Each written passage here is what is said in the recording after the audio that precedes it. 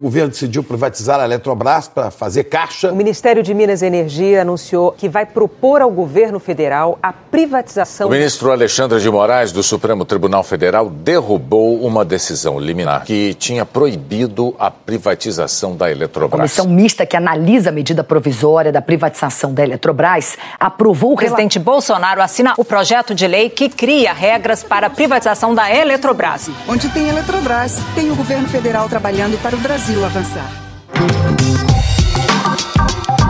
Há mais de 2 décadas, a privatização da Eletrobras está na ordem do dia.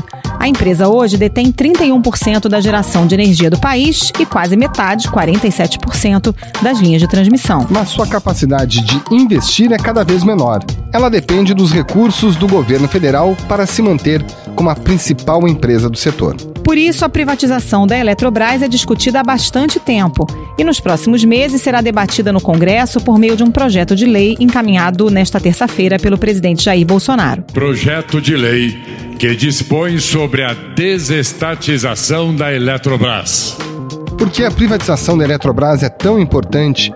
Como ela poderá afetar a vida dos consumidores? Quais são as resistências que o tema enfrentará no Congresso? E qual será a participação do governo neste novo modelo? Esses são os temas do Ao Ponto de hoje. Eu sou Carolina Moran, estou com Roberto Maltic e participam deste episódio a repórter Ramona Ordonhas e o coordenador de economia da sucursal de Brasília, Gustavo Pou. O Ao Ponto é o podcast diário do Globo. Está disponível no site do jornal, no Spotify, no iTunes e nas demais plataformas de áudio. Fique com a gente. Ramona Ordonhas, primeiro de tudo, por que o governo quer tanto privatizar a Eletrobras? Como você bem colocou no início, o tema privatizar a Eletrobras e outras empresas estatais já é antigo, já vem de alguns anos. Principalmente depois de 2013, quando foram tomadas uma série de regras no setor elétrico para renovar contratos de concessão. Todas as empresas do setor elétrico sofreram muito, perderam muitos recursos e a Eletrobras foi uma das mais atingidas por ser justamente uma empresa estatal. E, enfim, cada vez mais a empresa fica sem condições de investir. Cada vez mais ela não tem participado mais de projetos de leilões de usinas hidrelétricas, de transmissão. Em 2014, o Ministério de Minas e Energia incumbiu a ANEEL de promover direto ou indiretamente leilão para a compra de energia elétrica proveniente de novos empreendimentos de geração de fontes hidrelétrica, eólica, solar e termoelétrica. Enfim, ela não tem mais condições de participar da expansão do sistema elétrico, que necessita cada vez mais de investimentos, considerando até a expectativa da gente retomar o crescimento da economia, né?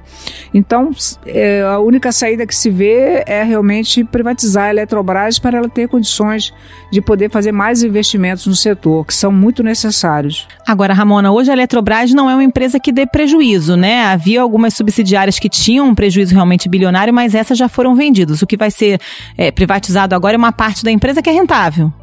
Sim, ela vem passando nos últimos 2 anos por um programa de reestruturação que está prevendo, assim, está se fazendo uma série de medidas de ajustamento interno, de enxugamento de pessoal e também de várias atividades que estão sendo feitas, e ela passou justamente depois de vários anos dando elevados prejuízos. A Eletrobras fechou o balanço de 2013 com prejuízos de mais de 6 bilhões de reais. Ela passou a já dar lucro desde o ano passado. 13 bilhões de reais no ano passado colocaram a empresa novamente no verde, superando o prejuízo de quase 2 bilhões em 2017. Para o consumidor, seja ele residencial, industrial, o que muda? Olha, em princípio não muda nada. As contas vão continuar vindo na casa de cada um. O que vai acontecer é que ela terá recursos suficientes para investir mais, tornando-se uma empresa mais forte, aumentando os investimentos que são necessários. Ela poderá participar de uma forma mais competitiva no mercado, porque o mercado do setor elétrico, de construção de novas usinas, ele é muito competitivo, são realizados vários leilões em que muitas empresas participam.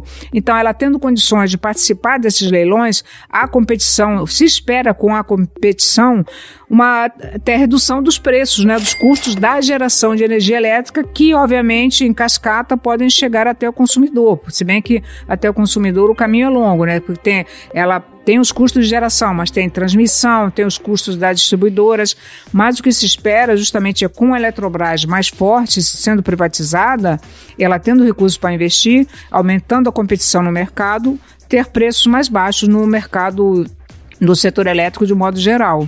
Ramona, geração de energia é uma questão estratégica, né, para qualquer país. Pelo modelo que está posto aí pelo governo, o governo deixaria de ter a chamada Golden Share, que é aquela ação que dá poder de veto na empresa após a privatização. Que mecanismos o governo vai ter para direcionar ou para controlar, para fiscalizar esse mercado após a privatização da Eletrobras? A questão é que realmente a Eletrobras é a maior empresa de energia elétrica da América Latina e, como você até fez a apresentação, ela detém mais de 30% da geração e quase metade da transmissão. Ela tem um peso muito forte na geração de energia no país. Essa questão é muito polêmica, tem, enfim, vários analistas, uns acham interessante, outros não ter a Golden Share. O que tem colocado alguns especialistas é que o importante de se ter uma Golden Share é que, com isso, o governo teria um certo controle, entre aspas, para evitar uma desnacionalização. Mas esse controle, quer dizer, essa forma da Golden Share, ela teria que ser fixada de uma forma que também não aumentasse demais, digamos, as garras do governo na nova empresa, porque senão ela praticamente continuaria uma empresa estatal e poderia, enfim, não interessar aos novos investidores. Mas tem muita gente que acha interessante de ter esse controle para evitar uma possível desnacionalização no futuro da empresa. Lembrando que o projeto do governo é sem Golden Share, mas o Congresso, durante as discussões, pode introduzir esse dispositivo novamente. Sim, isso é importante, porque é realmente uma questão mais de segurança, né, para o país, né? Porque se fala, em alguns outros países não tem empresa estatal de energia. Mas, enfim, dependem das regras, do controle efetivo da geração energética no país, né? Então, realmente seria uma segurança maior se ter até uma Golden Share aqui para evitar essa desnacionalização, né? Alguns exemplos de empresas em que o governo tem Golden Share: Embraer, Vale, essas grandes empresas todas que foram privatizadas foram nesse modelo com esse poder de veto, né? Não fez muito resultado, né? Não trouxe muito resultado em relação a isso, né? Que a gente viu, né? A própria Embraer, né? Nós vimos que acabou sendo negociada. O acordo ainda precisa ser aprovado pelo governo brasileiro, que tem um tipo de ação especial da empresa, chamada Golden Share, e que lhe dá o poder de veto da transação. Caso o governo permita a parceria, a Boeing vai controlar toda a parte de aviação comercial da Embraer. O que fica de fora dentro da privatização da Eletrobras? Nesse caso, em ela sendo privatizada, obviamente, 2 ativos vão ser separados da venda, não vão fazer parte. Uma, obviamente, é a participação da Eletrobras na Itaipu Binacional, né, que é um acordo binacional, então realmente ela vai ser separada, e a Eletronuclear, porque a atividade nuclear, que é a empresa que gera e opera as usinas nucleares, também é uma atividade de monopólio da União. Então, esses 2 ativos serão separados. O que realmente, até conversando há algum tempo com o presidente da Eletrobras, o Wilson Ferreira Júnior, ele comentou que, digamos, se espera aumentar o valor da empresa, que, por exemplo, hoje, o valor dos ativos da Eletrobras são de ordem de 62 bilhões de reais. No entanto, o valor de mercado hoje na Bolsa está em torno de 54 bilhões. Quer dizer, lá hoje o mercado está avaliando a empresa num valor bem inferior do que ela realmente vale, digamos assim, pelos ativos que ela tem. Quer dizer, a ideia é que realmente, em fortalecendo a Eletrobras, ela seja melhor avaliada, digamos assim, pelo mercado. Ramona Ordonhas, obrigada pela participação. Até a próxima. Até a próxima.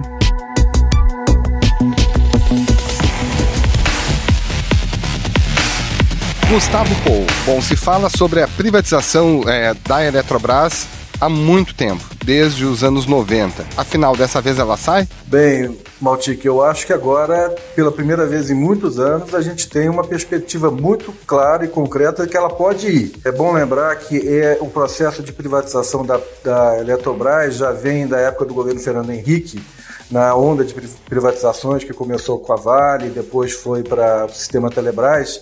E eu me lembro bem que já havia naquela época uma perspectiva por parte, eu me lembro do ministro Raimundo Brito, de Minas e Energia, de você começar a vender também esse ativo da União.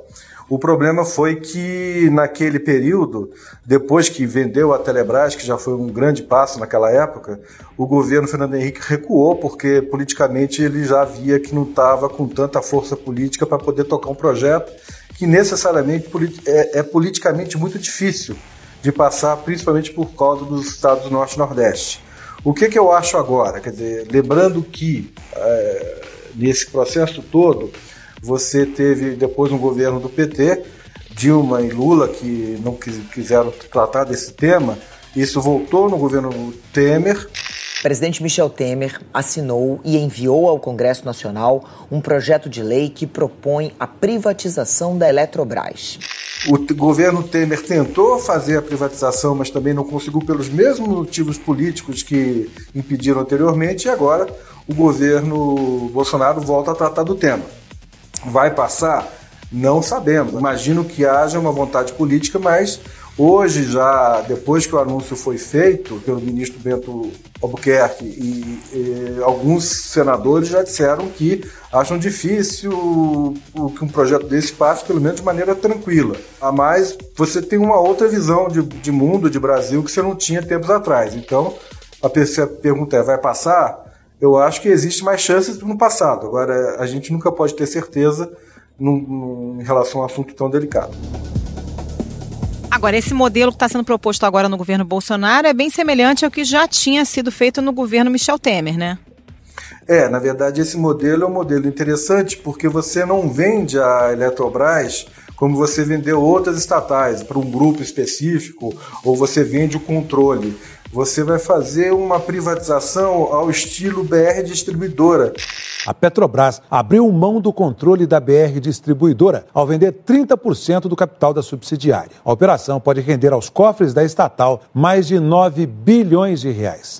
E pouca gente prestou atenção, mas foi agora, em julho, se eu não me engano, julho e agosto, no qual o governo simplesmente ele dilui a sua participação na empresa. Então, ele coloca mais ações no mercado, a parte privada compra, ganha mais, tem mais ações e o governo não entra nesse jogo. Então ele fica com menos de 50% de ações da empresa.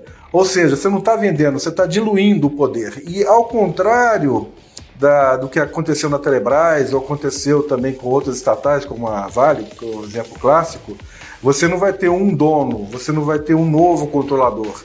O que eles querem fazer agora é colocar vários pequenos, ou no máximo com 10% de ações da empresa. Então você vai diluir o controle que vai ser feito, por exemplo, por uma espécie de conselho, como é hoje com a BR Distribuidora. O governo ainda vai ter uma participação relevante, mas não vai ser o mandatário, vamos dizer assim, da coisa.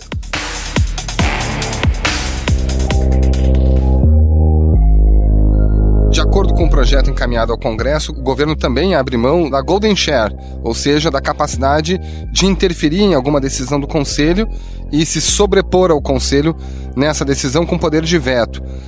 Isso pode enfrentar problemas no Congresso? É uma novidade curiosa dessa privatização, que é a cara da privatização dos anos Bolsonaro e Guedes.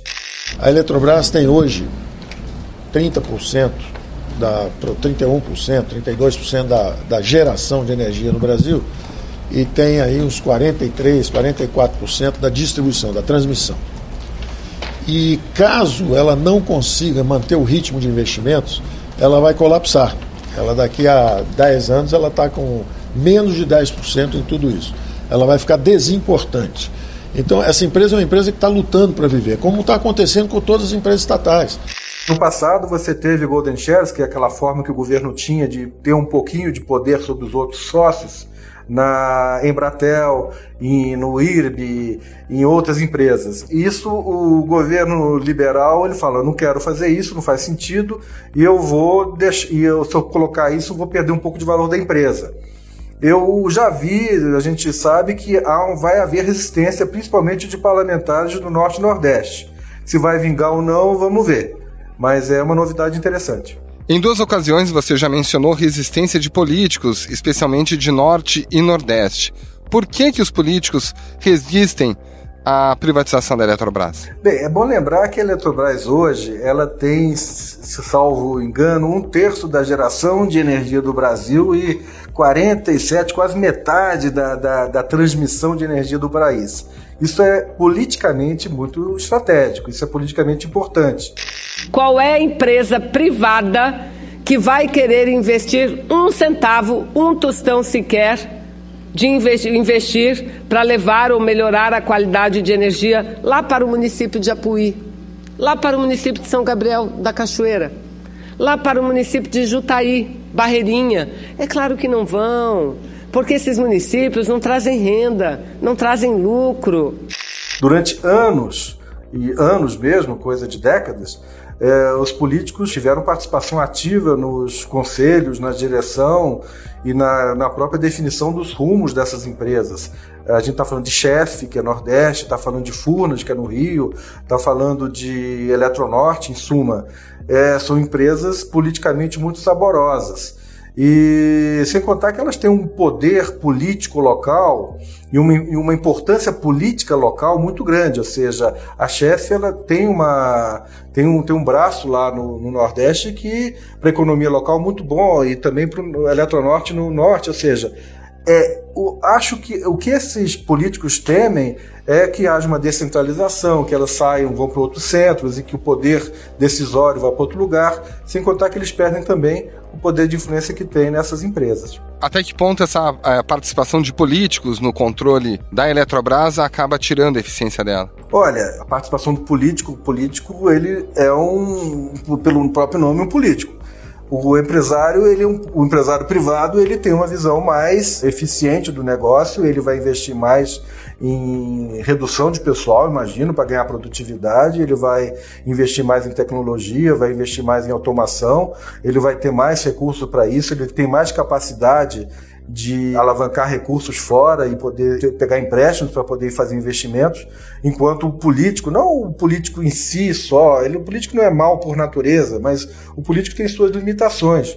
Então, a tendência do empresário privado é procurar lucro, não necessariamente essa tendência do político. Então, eu acho que você tendo uma administração privada, você tem uma empresa mais sólida, melhor. Gustavo, com essa privatização, a expectativa é de que a Eletrobras retome a capacidade de investimento, porque a gente sabe que é uma área que precisa de investimento no Brasil, né?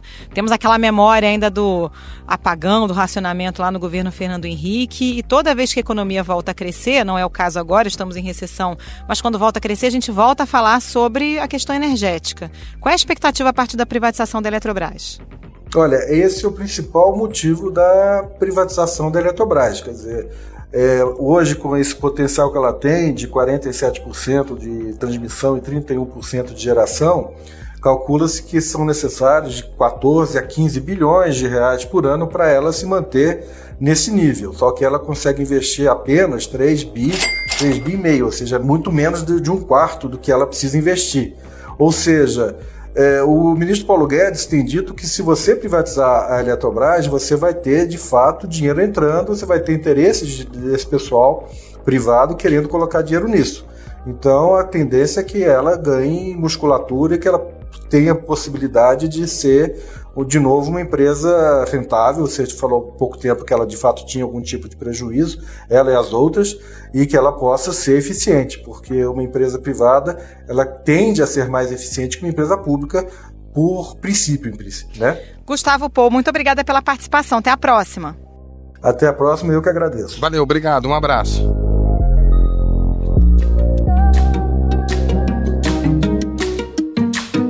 Esse foi o Ponto de Hoje, podcast diário da redação do Globo. Nessa conversa a gente conta com a participação de toda a equipe do jornal, as mesmas pessoas que levam até você informação e análise de qualidade todos os dias.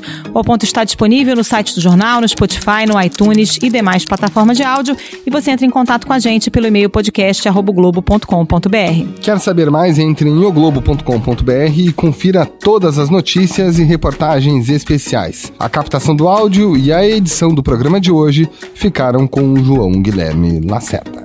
Tchau. Até mais.